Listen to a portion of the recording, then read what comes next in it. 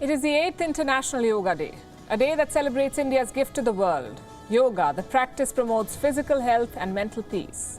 But in the Maldives, yoga was met with protests. The official event was disrupted by a violent mob carrying flags and sticks.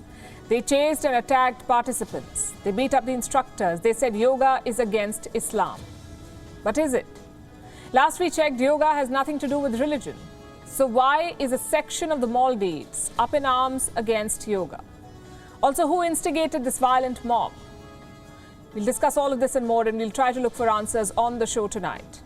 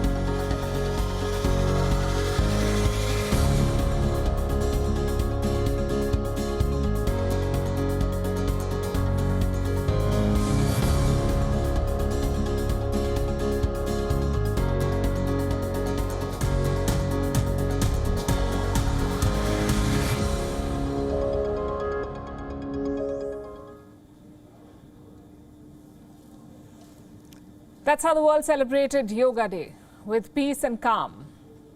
Now let me show you how the Maldives celebrated it. The main event was a meditation hour. It was organized by the National Football Stadium in Malé. Dozens of people attended it. They had a special attire, dedicated instructors. It was a full-fledged event.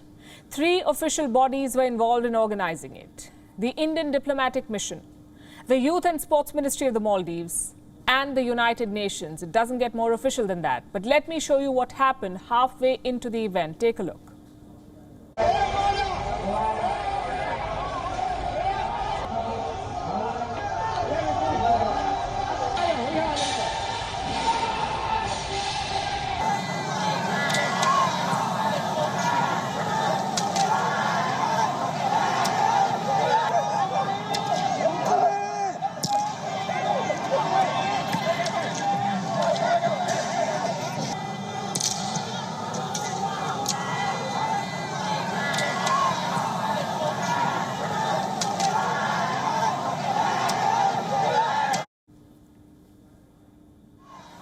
Nothing and nobody was spared. Yoga practitioners were chased by men with flags and sticks. They thrashed instructors. They even destroyed the food organized at the stadium. It was a violent and hateful outburst. The question is why? Well, here is the official reason. Islamists claim yoga is against their religious principles, that yoga is anti-Islam. Their favorite excuse is the Surya Namaskar. You see, in Islam, worshipping the sun is heretic. It's a big no. And that is used as a reason to condemn yoga. It's always been a polarizing issue in the Maldives. The Orthodox Muslims do not support it, but the government does. Having said that, there are 2 points to note here. 1, yoga has nothing to do with religion. Any instructor or practitioner will tell you that. And 2, today's mob was not just religious, it was political as well. Let's talk about the first factor. How exactly do you define yoga? Well, here's what the United Nations says. Yoga is an ancient principle, ancient physical, mental and spiritual practice that originated in India. The word yoga derives from Sanskrit and means to join or to unite, symbolizing the union of body and consciousness. Nothing about religion, nothing about gods. It's a physical and spiritual practice, one that the world has embraced. Today, there are 300 million yoga practitioners worldwide. The industry is worth around $80 billion. Of course, India has capitalized on it, not as a religious tool, but as a soft power tool. And for the record, Muslim nations also supported this campaign by India. Time for a short history lesson.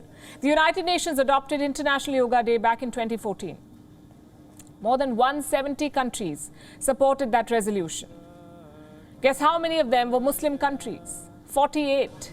48 Muslim countries supported Yoga Day To give you some context, the Organization of Islamic Cooperation, OIC, has 56 members. 48 of them backed yoga, including the Maldives. If yoga was indeed anti-Islam, why would so many Muslim countries support it? Also, the event in Malé was not compulsory. The Maldives is, after all, a democratic country. If you want to participate, you can. If you do not want to participate, you can stay away. But attacking peaceful citizens cannot be justified. Which brings us to the second point. Perhaps this was not about religion at all. Perhaps it was all political. Reports say the Maldives' main opposition party could be behind this attack, and frankly, it wouldn't be surprising. The main opposition party is the PPM, the Progressive Party of the Maldives. Do you know what's their biggest campaign slogan? India out. That's their campaign, India out. We've told you about this before. It is spearheaded by this man, former President Abdullah Yameen. Throughout his presidency, he pushed the Maldives closer to China, and now he's eyeing a comeback. No solid policies, no constructive campaign ideas, just one baseless slogan, and that is India out. Yameen's party claims India has too much strategic influence in the Maldives, that Indian troops could soon be deployed there. He's given no proof of it, but the campaign has since been banned by the government, their government, in the Maldives. And these pictures should tell you why. This violent mob reportedly had help from Yameen's party. You see those flags? Apparently, they were provided by the opposition. If true, it means the India Out campaign has evolved. It is not just political anymore, it is violent and communal. How is the government of the Maldives responding to all of this? The president has ordered a police inquiry. He has promised swift action against the attackers. He's also reached out to the Home. We also, in fact, reached out to the Home Ministry. Their assessment was quite similar. Listen to what they said. We believe that this act of violence is aimed at achieving a political end, and the involvement of the political opposition in this is worrying. It's a dangerous cocktail, religion and politics. Maybe the police will catch today's culprits. Maybe the Yameen camp will be implicated, but the eventual solution has to be political. The Maldives' government must clarify India's role in their country, because right now valuable goodwill is being lost, and chances are this defamation campaign is going to continue. Because next year is election year. The Maldives will be electing their next president in 2023. So the attacks on India, the attacks on yoga, all of it will be more acute in the coming months. Also, today's events should not discourage India. The government must keep promoting yoga, keep pushing its secular credentials, because yoga is not just an Indian practice. It is India's gift to the world. WION is now available in your country. Download the app now and get all the news on the move.